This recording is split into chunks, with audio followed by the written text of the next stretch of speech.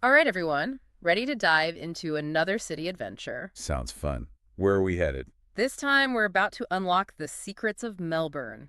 Got your bags packed? I wish.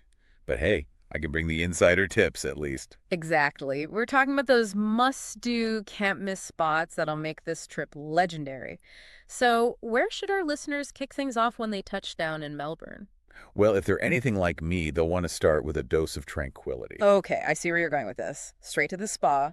Not quite. I'm talking about the Royal Botanic Gardens. Now, I have to admit, when I hear Botanic Gardens, I think, yep, lots of plants. Am I missing something? Oh, you are so missing something. This isn't just some park, it's like stepping back in time.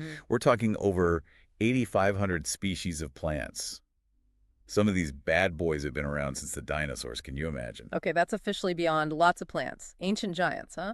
And for those traveling with kids, or just the young at heart, the Ian Potter Foundation Children's Garden is pure magic. All right, I'm sold. But I'm guessing we're not spending the whole trip in Zen mode, right? Definitely not. Time to crank up the energy. Let me guess. Adrenaline junkie activities. Bungee jumping off Eureka Tower. Not this time. We're heading to the heart of the city, Federation Square. Ah, Federation Square. Okay, so we're talking about a different kind of energy. Exactly.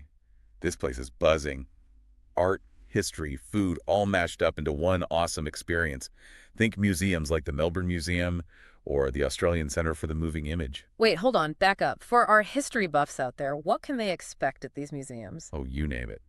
From the city's colonial past to indigenous culture, it's all there. Then you've got your art fix covered with the Ian Potter Gallery and the Australian Centre for Contemporary Art.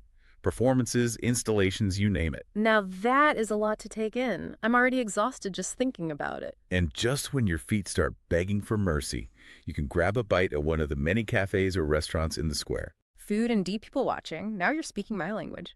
Speaking of art, though, I know there's one spot any art enthusiast can't miss: the National Gallery of Victoria. You got it. Yeah. And this isn't just any art gallery, my friend. This is Australia's oldest public art museum. We're talking serious history here. Okay, I'm getting major art vibes. But what's actually in this historical treasure trove? You're in for a treat. Masterpieces by big-name European artists mixed in with incredible works by Indigenous Australian artists. Talk about a cultural journey. All right, so we've wandered through ancient gardens, felt the energy of Federation Square, and gotten our art fix. What's left on our Melbourne must-do list? Time to feel the sand between our toes. Next stop, St. Kilda Beach. The beach. I like where your head's at. I mean, who doesn't love a good beach day? But what makes St. Kilda so special? Picture this. Rollerbladers, street performers, the iconic pier, it's Melbourne's energy condensed onto a beautiful stretch of coastline. And you can't forget the people watching. You had me at people watching. Okay, final stop on our whirlwind Melbourne tour has got to be The Queen Victoria Market. You read my mind. One of the largest open-air markets in the world. Now, I know markets are all about fresh produce, which is amazing, but what else awaits? Don't even get me started on the produce. Aw, But seriously, we're talking unique crafts, vintage finds. It's a shopper's paradise. you've outdone yourself really painting a picture of this city. That's the magic of Melbourne. You can find a little bit of everything here. So, to our listeners out there, listen to your heart. What kind of experience are you craving? Let that guide you, and you'll have an unforgettable time. Couldn't have said it better myself. Until next time, adventurers.